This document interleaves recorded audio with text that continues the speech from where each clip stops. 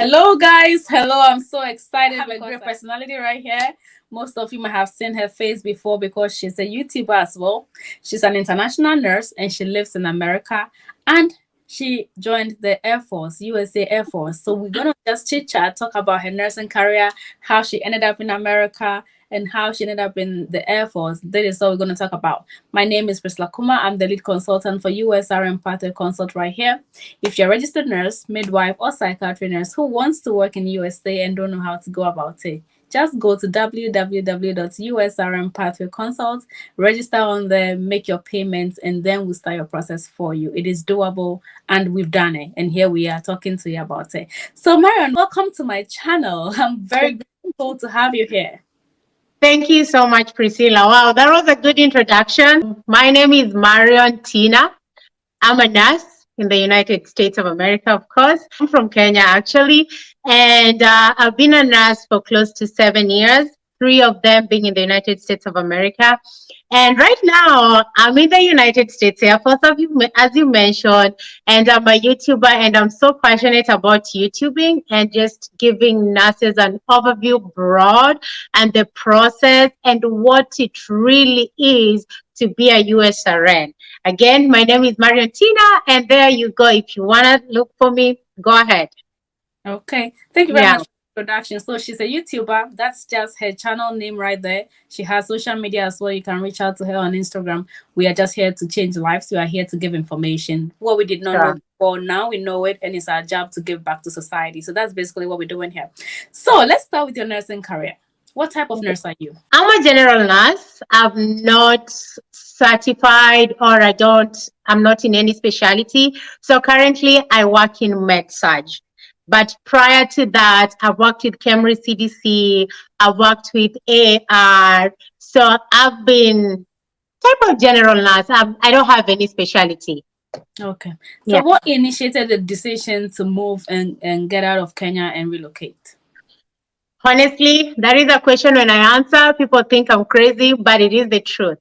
I never had a dream to work and relocate to the United States of America to the period that I started the process. I wasn't searching, I wasn't looking. It was so coincidental that a colleague that I was with at work was doing the process. And honestly, I happened to eavesdrop on her email, took the email of the person they were exchanging about the process, and I started the process. So that's why I'm here today. And she's still back home. She's still back home? Yes. No way. Yes, every time I say it, it sounds crazy, but that's how, like, most of the time, even my family, even my friends, even my partner says, like, I go with the whim. Like, I'm one person who will make a decision now, and if it is not favorable the next 2 hours, I'll make the decision that is favorable at that time. So that's how I ended up here. One thing I admire about Kenyans, you guys are so forceful. People don't know about it. All you hear about is Nigeria and Ghana, but Kenyans are forceful.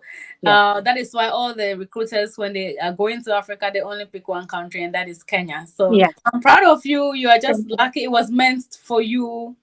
It was just yours. I'll say that.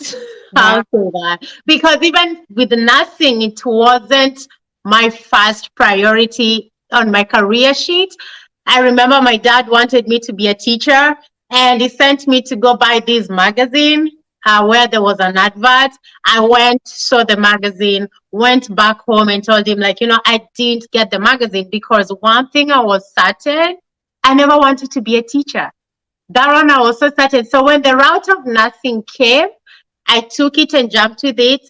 And I remember the first time I went to nursing college, my mom did everything. I was just sitting there looking at her while she was doing everything. Because what I wanted to do were 2 things in life. I wanted to do either computer science or I wanted to be a nail technician. Wow. And my dad was like, nail technician? No. So that's how I ended up in nursing. And that's why I'm here today. And I'm so honored and I'm so proud that my dad forced it into me and my mom obliged. So, yeah. Wow.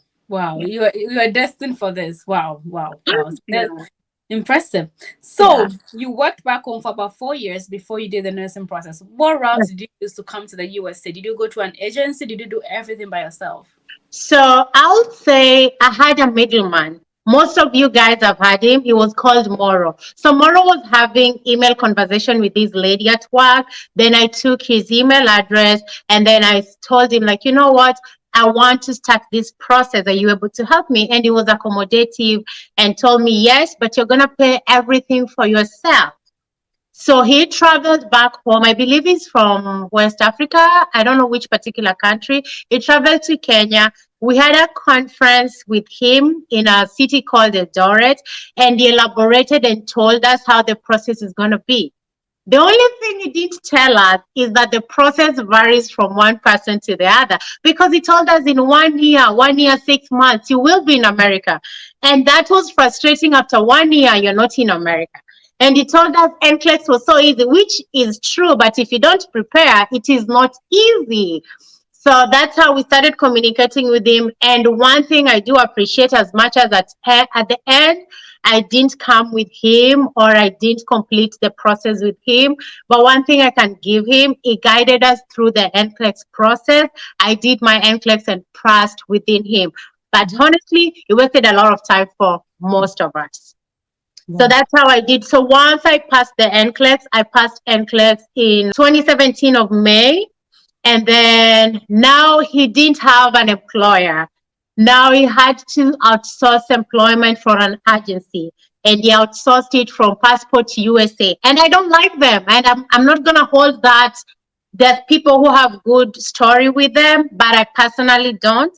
So in May 2017, and they filed for me. I don't remember when they filed for me. It took 6 months because it wasn't expedited. It was denied. My I-140 was denied. And then I was like, okay, guys, can you tell me the way forward now that my I-140 has been denied? What do you guys have? Nobody was forthcoming with information.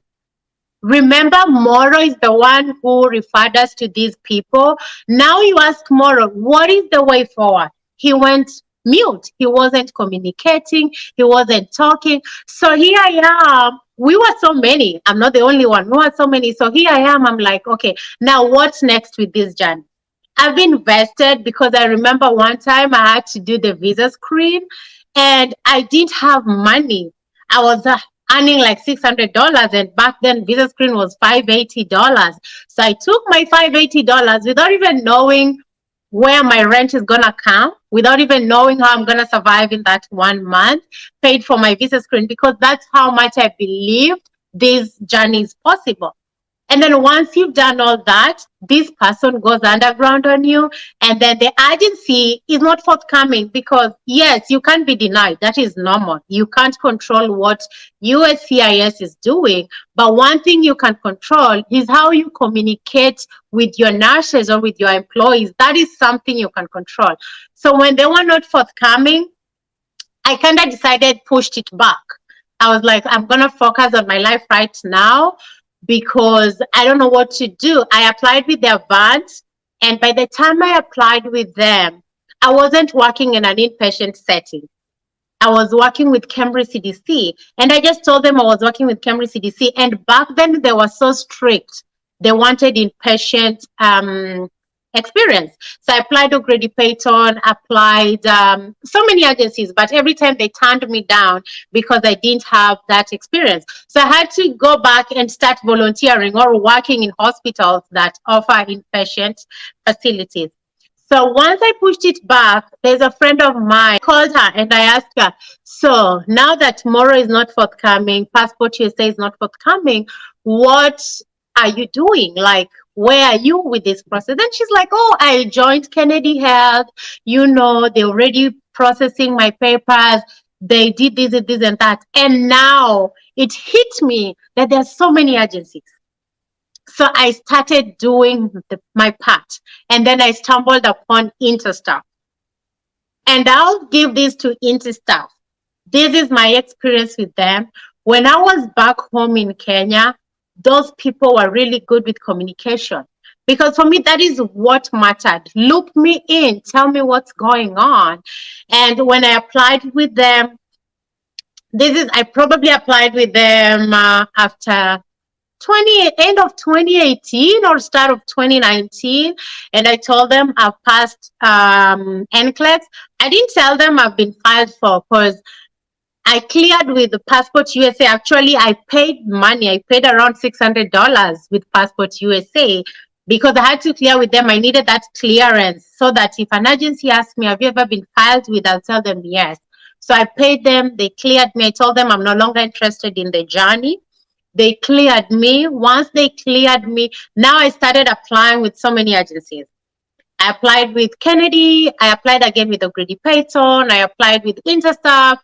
I applied with so many, and all of them responded. But one thing that stood out with Interstaff is the ability to give you information, the ability to, there's one time we were writing email with one of them. He's the head of somebody.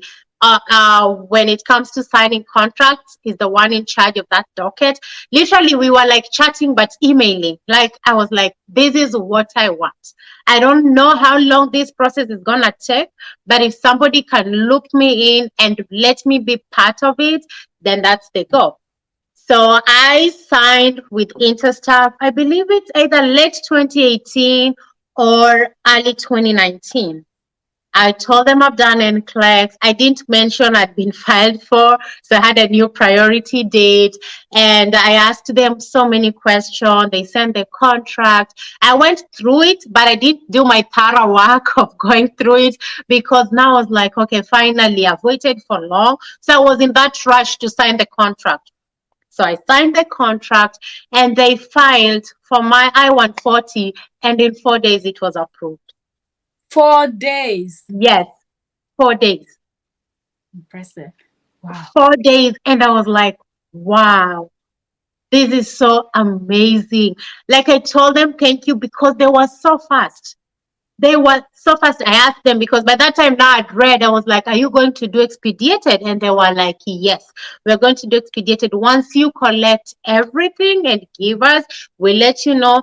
Actually, when they filed, there's a mail coming in that we've submitted your I-140. We expect feedback in 15 days. And I got feedback in 4 days. I was so excited and I was like, finally. So after that, then they filed, they went to the NVC process, and then we had a kind of 2-month, 3-month retrogression. And then after that, I got my visa, I believe in September, and then tendered in my resignation. And on October 31st, I was in Phoenix, Arizona of 2019. Wow. You went through a lot. You have a story to tell. I followed that story on your channel the other day. Wow.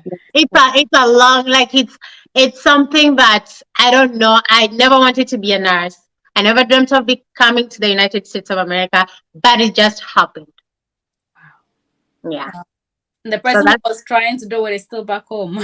Wow. Yes.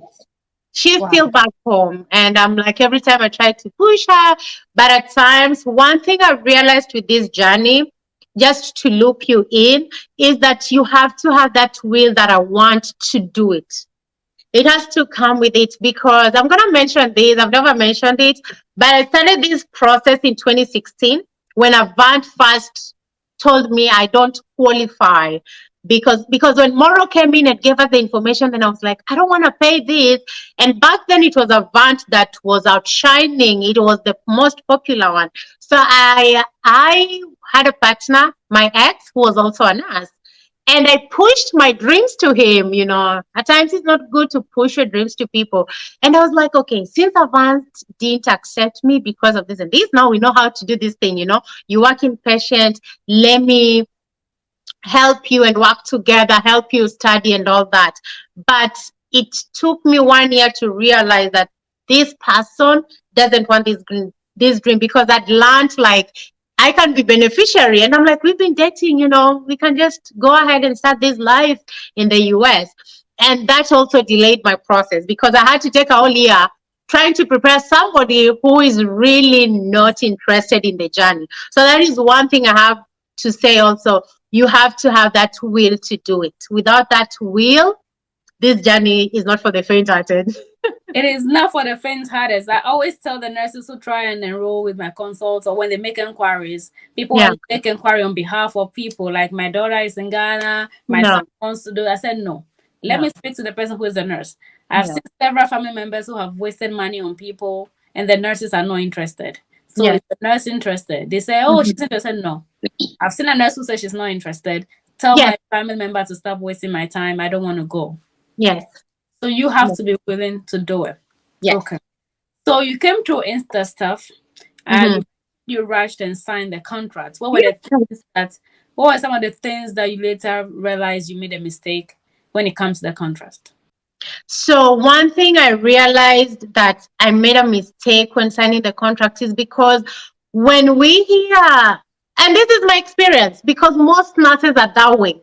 You're back home, you're struggling. Let's just be honest. Nursing pays well, but not as well in our countries, back home in Africa or in Asia or in developing countries. No. So when I got this contract, the only thing I concentrated on was that how many years am I going to do? And then I was like, okay, I'm just going to do these 3 years.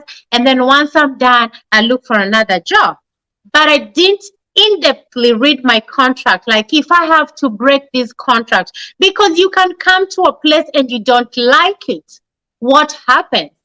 My contract was like, no matter what stage, whether you've done 2 years, whether you've done 2.5, you have to pay a certain fixed amount of money.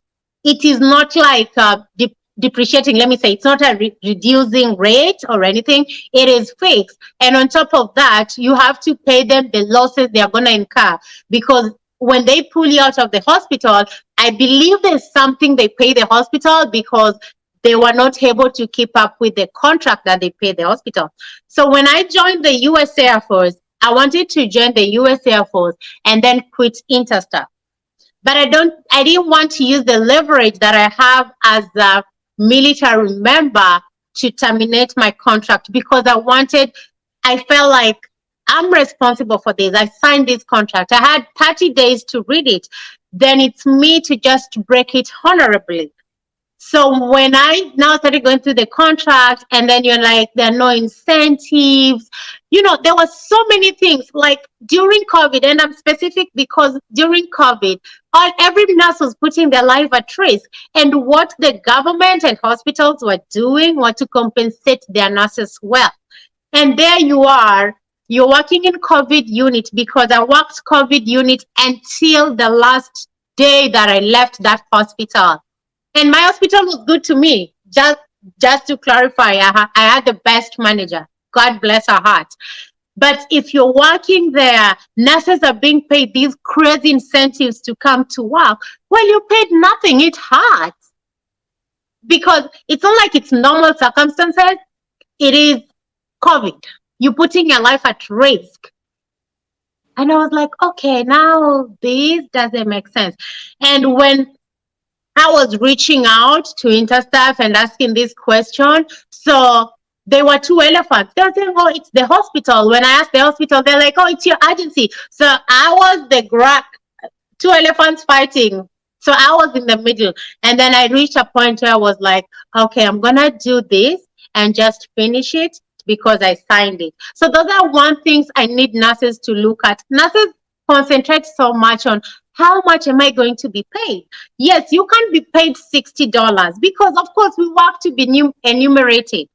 You can be paid $60, but when you go and find the conditions of work are not favorable, then you have this idea, can I pull out of my contract? I don't encourage people to do it, but at times circumstances are just beyond nothing that you can do. And then you realize, oh, I didn't do my part well. I didn't read my contract. Here I am. What next? Because you can have an option of, oh, okay, I can get out, pay the 25, but in installment. But if your contract states you have to pay it at lump sum, then it's a binding contract. So people should just do their due diligence, read the contract. It's exciting. But just don't look at the money aspect of it. So the contract was 3 years? No, mine was mostly they were 3 years, but the hospital that I was in was 2.5. Yeah, but they were they counting the orientation days or not? No, they were not counting. The hospital was not counting, but Interstaff was counting. But you have contract with Interstaff, so 2.51 instead of 2.8. Okay. So you Yeah. have contracts with Interstaff. Yes. But you mentioned the hospital was counting 2.5. So do you have a contract with the hospital or no? So it wasn't the hospital, it was Interstaff. So most, because when Interstaff offered me a job opportunity first, it was in Pennsylvania, but I turned it down because it was psych units, and the contract was 3 years. But when they gave me the second offer, the contract was 2.5. So when I asked them, why is my contract 2.5? They said the hospital is specific. It only gives contracts of 2.5 years. So they had no option but to reduce the contract to 2.5 rather than 3 years. Okay. Yeah. So you had to serve 2.5. I had to serve 2.5. And the funny thing, it wasn't like when you do 2.5 and then 5,200 hours. And even if you finish the 5,200 hours, you still have to finish your 2.5 years. Okay. So this is what I always say. I've done a video on this before. When they give you the contracts, read the contracts very well. There are some agencies, when you go overtime, it cuts off, it reduces those hours for you. There's some agencies, when you do 10,000 hours, it does not even count towards that. So make sure when you're going with an agency, when you cannot do self-sponsorship, when you cannot do the process by yourself and you have to do it with an agency, make sure you are reading the contracts well. I know 2 agencies, very popular one, they'll give you 6,000 hours. No matter how much you do, they will not reduce it. But some, if you go overtime, they'll be reducing it for you. So Interstaff does not count the overtime. That's what you're saying pretty much. It counts the overtime. But it does not reduce your hours. But it doesn't reduce your contract. So let's say you do, that is according to what I signed, and I believe it's still that way. So let's say I've done 5,200 hours already in 2 years. No, I still have 6 months to serve. And let's say I've done 4,800 hours and I've done 2.5 years, I still have 400 hours to serve. So they have to both be in congruent. Like you have to have done 5,200 hours and you have to do 2.5 years. So it's upon you. No matter how you want to do it, they don't care. That is BS. That doesn't make no sense to me. It doesn't. But I do internal overtime sometimes where they say, okay, Priscilla, you have to do 70 hours in 8 weeks and we'll pay you 5,000. I pick up those contracts a lot internal where I work. And somebody, myself and a colleague, we do that 70 hours. We finish it in 2 weeks and we are good to go. You don't necessarily have to spread it over the 8 weeks. No, because you want to finish and do your vacation and do other things. So you should count towards the hours. People, open your eyes. There are so many agencies out there that are duping people. That is why I've taken it upon myself to open eyes. That is why Marion has taken it upon herself to educate people. Subscribe to our channels. Watch these videos. Educate yourself. Send these videos to other people. We are just helping open your eyes. During her time, there was no information on social media to guide her. She would have known better. But now you are lucky to have these YouTubers, nurses all over UK, US, wherever, trying to tell you what you should do. Anyway, so fast forward, you served you finished serving, or you're still in the process? No, I finished my contract last year, October. Okay. October 15th. Okay. Congratulations on that. Thank you. So we're going to talk about the packages later in terms of accommodation and the stuff they offered you. But at what point did you decide that I want to join the Air Force? As I tell did that people, one also happen by chance? As I tell people, I'm one person that, and actually I have a friend, a very good mutual friend, and if he's gonna watch this, I've known him for 6 years and I recently met him. We've only known each other on social media, and he usually tells me I change my mind according to what is favorable. And somehow looking at it, it is true. So joining the Air Force was also something that I just did out of whim. do they want to serve? Like, oh, I want to serve this country. I want to do this. You're going to serve. Despite the intent of why you joined the Air Force, you're going to serve. So it was the last year. I signed my military contract in 2021. Yes, 2021 November. So it was around September when I'm still doing my contract. And then I meet this Kenyan. And then she's like, you know, I'm in the Air Force. And there was something that I wanted to do that if I joined the Air Force, it was going to go faster, honestly. And I was like, okay, tell me more about the Air Force. Tell me more about the military. And then she told me, oh, I think we have 5 arms, and I'll advise you to join the Air Force. And then I was like, why? And then she told me. And one thing that I've come to learn is that information is always everywhere. Information is on social media. People are doing YouTube. People are writing blogs. So I started doing my research. I want to join the Air Force. So why? It was personal. Let me just leave it at that. But now that I want to join it, what am I supposed to know? I knew like, okay, my age gap was allowing it because it is 39. They take up to 39. And then I was fit because I love going to the gym. And then I was like, I can do it part-time. That is reserve. I don't have to go full-time. And then I was like, boom, I'm going to join it. And that's how I ended up going for I enlisted. I wanted to go the officer route, but I wasn't citizen then.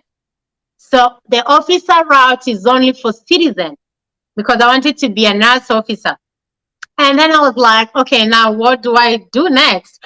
And then they were like, you can enlist. So I enlisted on November of 2021. And then they offered me some jobs. And I told my recruiter, I want something that's not going to take me long in tech school because at long run, I want to go back to the officer route and be a nurse. And then he looked for something that was easily available because in the Air Force, I'm not a nurse. So I do something totally different. And I took that and then went for my enlisting in Texas, went for my tech school, came back, finished my contract. And that is the goodness of military because when I told Interstaff I want to join the military, they excused me. They were like, go join it. And then once you're done, tell us your way forward. So I took like a 4-month break out of my contract. That's why my contract went for almost 3 years because I had to do my military training and all that. Yes. So once you placed your Interstaff contract on hold, you went to join the military and came back to finish your contract. Yes. So my idea originally was to just quit Interstaff, like end my contract or buy out my contract. So I told them I wanted to join the military, and it's gonna take me approximately 4 months. We were chatting. As I say, Interstaff is good with communication. So we talked about it, and I told them I wanted to join it. And they were like, why don't you finish your contract fast? And I was like, no, this can't wait because it's what I want to do right now. And at first they were like, oh, are you going back to your country to join the Air Force in your country? And I'm like, no, dude, I want to do it here. No. Yeah. So that's how we agreed. They excused me. When I came back, I wrote to them like I want to buy out my contract because I had only 3 months. Oh, no. Like I had like few hours, and then I was like, okay, can I buy this few months? I don't want to go back to my hospital at least not as an Interstaff nurse. And the contact person told me, you can leave it, but you're gonna pay us $25,000. No way. And then 3 months? No 3 months. And then I sat down and I was like, so even if I want to do travel nursing, so I just go kill my back for 3 months because I want to pay Interstaff $25,000. It didn't make sense to me. So I was like, okay, I'm going to just pay you. So I know I'm going to finish the contract. So I just finished the contract in good times. I started now doing my shenanigans. And it doesn't make sense. You can even pay as high as 40,000, 40 grand back to an agency if you want to buy yourself out. So we always saying, open your eyes when you read those contracts. Open your eyes and know what you're signing. The good thing is there are so many recruiters, there are so many agencies here. So if A is not working for you, go and read about B, C, D. There are so many options. So let's take you back. Interstaff, what did they provide? Did they buy your plane ticket? Did they get your accommodation? Did they help you set up like bank account, find a car? How was the whole thing? Living in Kenya, coming here, not knowing anybody. Tell me, walk me through the process, please. So the deployment process was smooth, I would say. So they paid for my plane ticket. Because I was coming by myself, they almost paid everything. Like they paid for them plane ticket. So from actually my hometown, like my village town, because I had an airport there. And I was like, I want to fly from this place. And they paid for it. They did get me a direct flight then to Arizona. When I arrived at Arizona, I met my deployment agent. God bless her soul. She was a young, nice lady. And she took me to, we slept because it was late, and she helped me with everything. She got me to get a house. They paid the first rent. And after that, they helped me set up the electricity payment options and all that, water bill.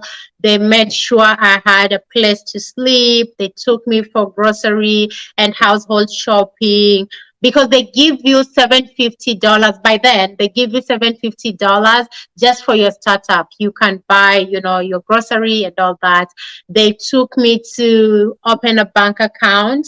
They took me to the hospital. It wasn't meet and greet, but it was to do my medicals that were needed with the hospital, like the drug screen and all that. And then pretty much that's it. And then they made me sign a bunch of so many papers when I was so tired. Yes. And like that is a time that I say like you just sign things because you have to sign them. But the deployment process was smooth. Though it had a limited time. Like I had that lady for probably 36 hours or so. She had to fly back. But honestly, they made sure I was comfortable, and then they buy you like a small couch to sit on. They bought me a dining set. So their deployment pretty much is good.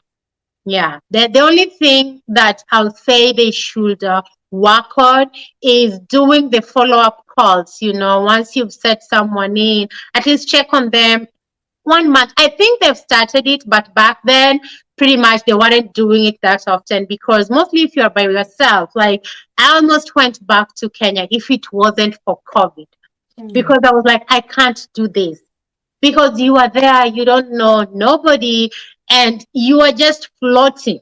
Like I didn't have any interstaff nurse, I believe. In my hospital, I was the first one, and you're by yourself. It's so overwhelming, it's so exhausting because I didn't have a car. They were giving me auto source, and I became clever, and I knew auto source had limited option and their interest rates were high. So I had to start looking for how to get a cheaper car by myself. I believe the first 3 months I was just going to work and coming back. It was during summer, but I lived like 2 minutes away from the hospital. So I'll just walk and then come as I figure out where to get to buy my car. And that's a friend referred me to Advantial, and that's how I got my car. So the deployment is good, but they needed some things to work on. But I believe they're getting better because right now I think they have Advantial in their docket to help nurses get cars. So yeah, they're pretty much getting better. Did they reimburse you the cost? Everything you spent so you pass Nclex, and did they also give you a sign-up bonus? They didn't give me. They gave me a sign-on bonus, but it wasn't in the contract. They reimbursed me for Nclex. It was $3,000, and they gave me the first part when I was in Kenya. Then the second part was 3 months after your contract, and then the last part was after you finished your Nclex. So when I was paid my first salary, I had extra $500, and I was like, "What is this?" And they were like, "That is your sign-on bonus." And I was like, "What a..." Let me not say the why, because I know they got more probably, but they gave me 500. That's what I saw, but it wasn't anywhere in the contract. It was just something that I saw on my pay stub, and when I asked them, they were like, "That is your bonus." So the 3,000, what was it? Can you break it down for me one more time? So the 3,000 was the Nclex reimbursement, because I'd done Nclex by myself, I'd done IELTS by myself. So they paid me, I believe, 350 when I started, right? Then 950, then 1,000. I don't know. It was spread out, but it was spread out 0 month when I signed the contract. Then 1 month after I finished, 3 months after I finished the contract, then 3 months after I've done the 3 months after starting the contract, and then at the end of the contract. Wow. Yeah. Yeah. So in all 3,500? No, 3,000. Everything is 3,000? Yes. And that was because of my Nclex reimbursement, not bonus, not anything. It's because I done the Nclex and the IELTS, and now they were reimbursing me 3,000. And as I said again, it was reimbursed in 3 installments or 4. It was 0 month when I signed the contract. They sent me $350 when I was still in Kenya. Then I think they counted the $750 that they gave me when I arrived. Then at 3 months after starting the contract, they gave me $950. Then when I finished the contract, they gave me $1,000. I believe that totals to $3,000. Any advice to those watching who want to embark on this journey? Some of them are already in the process. Some of them are about to sign contracts. Some of them have signed contracts. They want to get out. Any advice on the USRN journey? It's not for the faint-hearted, as you said. One is that I have 4 advices. Actually, I wrote them down because most of the time people reach out to my inbox or my comment section, and I'm like, can you just be patient? So patience, you have to exercise patience. You can't use my story to compare your journey. You can't use anybody else's journey to compare your journey. This journey is different for everyone. One person will take 18 months. The other person will take 5 years. So you have to be patient. And once you're patient, learn to enjoy the process. Enjoy this process from when you start reading. Enjoy this process when you go through the immigration, when you pass your Nclex. Write your journey down, document it, have something that when you will be now in America, you'll be like, oh, this is what I went through. Enjoy the process. Don't put your life on pause. Don't stop going to vacations. Don't stop going for dinner dates. Don't stop. Once you pass your Nclex, you don't have control over USCIS. You don't have control over NVC. You don't have control over anything. So stop putting your life on hold like, oh, I just want to, concentrate on this. It's good to concentrate. Don't get me wrong. But continue living your life. Continue doing what you love doing. Continue being part of your family. Don't block people out. And then another thing, at times learn to keep things to yourself. Not everybody is happy with your success. Not everyone. That one right there. Not everyone. Stop going and spreading to people like, I passed my Nclex. Now I'm ready. You stay in America. You stay back home for 4 years. I know someone like that who is still home and after passing Nclex. Yes. Not everybody. Yes, you can tell the people you trust, whatever, but have your circle small. Have the people you consult small. And once you are here, go ahead and announce to the world, because it's an achievement. And I tell people celebrate their achievement differently. If announcing to the world is how you appreciate it, you celebrate it, go ahead and do it like that. But before then, learn to zip it. Another thing is invest. I tell people invest. Not only your time, but your resources. You want to pass Nclex. I'm telling you, buy UWorld. You say you don't want to have money. You want to pass Nclex. I'm telling you, join WhatsApp group paying so that you guys have, a common place where you can discuss how to pass. But you don't want, you don't have money every day. I'm sorry. It's not like I was privileged when I was back home, but it's called sacrificing. You have to sacrifice. You have to be a little bit uncomfortable to get what you want. If you think it will just come out of comfort, like, okay, I don't have money, but I'm going to pass Nclex. No. So invest your resources. When it comes to your time, invest your time to read. And then invest on information. You on Facebook from 6 a.m. to 6 p.m. But you can't go to Google and learn about your agency. So I tell people, ignorance is there. But with the current internet era and the information that is outside there, so just invest. That is one thing I can say. Another thing I can say is believe in yourself. Believe in yourself. You've done your Nclex the first try, you failed. Take a back, ask yourself, what did I do wrong? What did I do wrong? Then from there, evaluate yourself and redo it. You've done IELTS, you've not passed. And this is where, again, these IELTS, I'm going to mention, most people don't pass IELTS. It's not that you don't know English. It's because we have different accents. The way I speak clearly like this, there's a white person who will tell me, I don't understand what you're saying. So if you realize IELTS is a challenge, Nclex is a challenge, invest. There are so many IELTS training people or training institution. Invest. I think that's it. And then finally, when it comes to contracts, and I'm going to speak this, I hope somebody is listening. When it comes to your contract, and this is the agency, we have so many agencies, guys. There are over 40. There are over 40. There are so many. Do your due diligence. You are an asset to the agency. Once they bug you, they've bugged you. But before they bug you, they will budge when you ask a question. So go ahead, read your contract, ask questions. The focus right now with so many nurses, and I'm sorry to say, is we're only focusing on one thing, the money. What bonus are they giving? How much are they going to pay?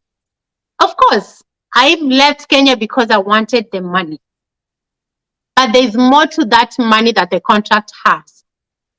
There are so many things. Read your agreement before you sign it. Know what you want. I might want money.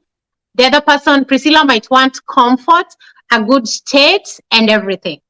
So know what you want. And once you have that, then sign your contract. And also advocate for yourself. Nobody, I don't know the agency you're working with, so I can't advocate on your behalf. You have a right to ask when you feel something is wrong. Ask the agency. I feel that shoes right here is not fitting me well. What's going on?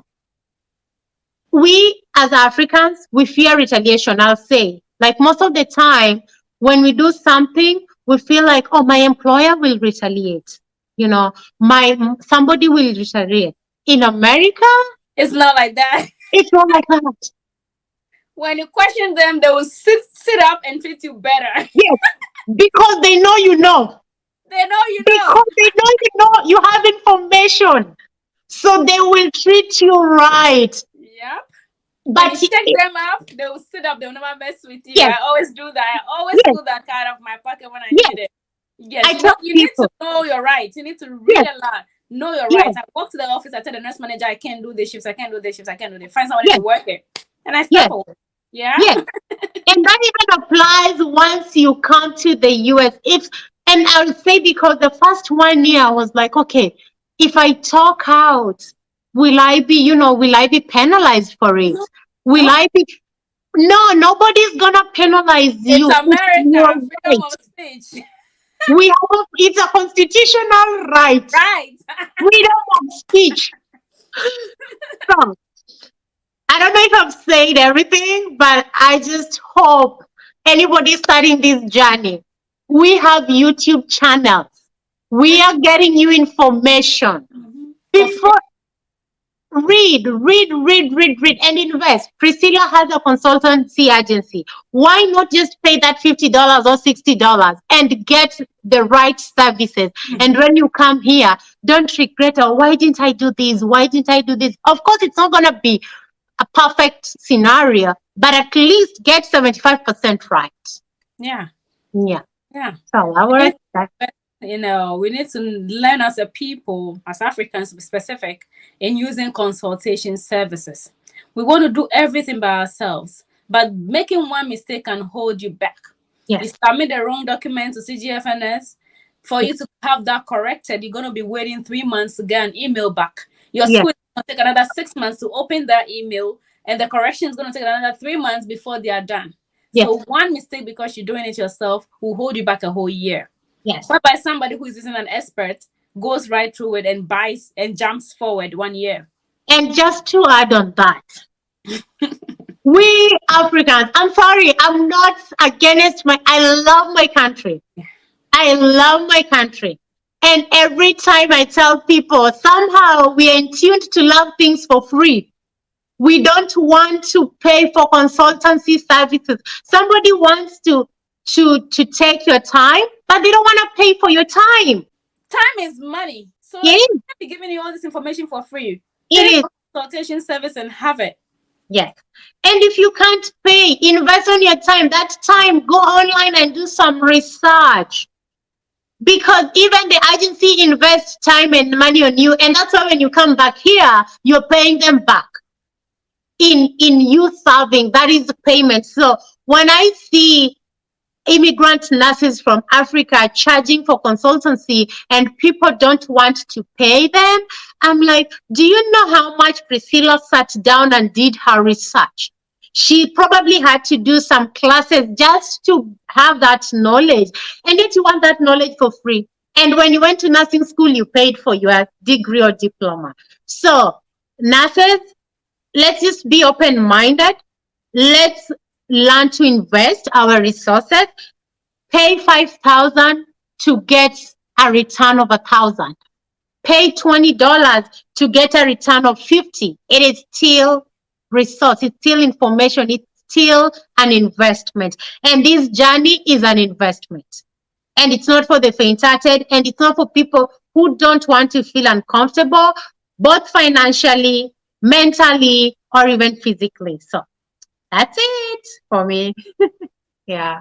Yeah. You have said it all. I don't even know what to add, but we need to learn to invest in ourselves. If you want a good phone, you save till you buy that phone. If you want a wig, you save till you buy that wig. So why can't you save towards your nursing career? And at the end, it's going to pay you 10 times what you are earning back home. Yes. And that's what I tell people most of the time. When you're starting this journey, know that it is so worth it. Know that you will do things that will take you 10 years to do in Africa for a very short period of time here. If it is not your route, that is okay. Don't discourage others. If it is your route, then yes, do it. And then finally, the first 1 year, it's going to be rough. It's going to be rough. So brace yourself. You feel Africa is rough. The first 1 year is going to be rough. Then after that, you're going to love it. And you're going to look back and be proud of yourself. The first few years are rough. It's a new environment, new country, new culture. The nursing is entirely different. You have to learn to be a nurse again, like you just left nursing school. It's doable. Both of us have done it. We are serving as examples to you guys, the younger ones, and those of you who are back home interested in this journey. America or living abroad is a springboard. You can be on that springboard and be propelled. You can become whatever. She said 10 years, you can achieve whatever you could have achieved in 10 years back home. You can do that in 1 year. It's totally worth it. Invest in your future, especially if you have younger ones, if you have children. Bring them here and set up their foundation, and they would be great. Let us learn as a people to pay for consultation services. Let's learn to invest, read. Read your contracts well. I'm very proud of you for joining the USA Air Force. That's a big, big, big deal. Congratulations on that. We are proud of you being a Kenya RN, now USRN, and living your life. And I've been watching your workouts videos. You're very strong. I'm like, God, I wish I can do that. So congrats on that. Guys, as I said, she's a YouTuber. She's very knowledgeable, very wise. She has all the information on her channel. Head on to her channel, subscribe there. If you have any questions, just reach out to her. But make sure you do your basic reading before you go for questions. We are not giving information out for free. Pay for our time and we'll give you what you need. I am definitely going to be bringing you back onto my channel, and I cannot wait to be on your channel. Guys, thank you very much. Once more, apologies to all who showed up. Over 1,000 nurses showed up for my event in Ghana. Unfortunately, circumstances beyond my control, I could not make it, but I'm going to definitely make it up to you. Hope you took something from that free info program we had, and hope you start your migration journey now. Save towards it. You don't need a lump sum to start. Start from somewhere. It's going to be worth it. Thank you very much, Marion, for coming onto my channel. Thank you so much for welcoming me, and I'm humbled. Thank you, and bye.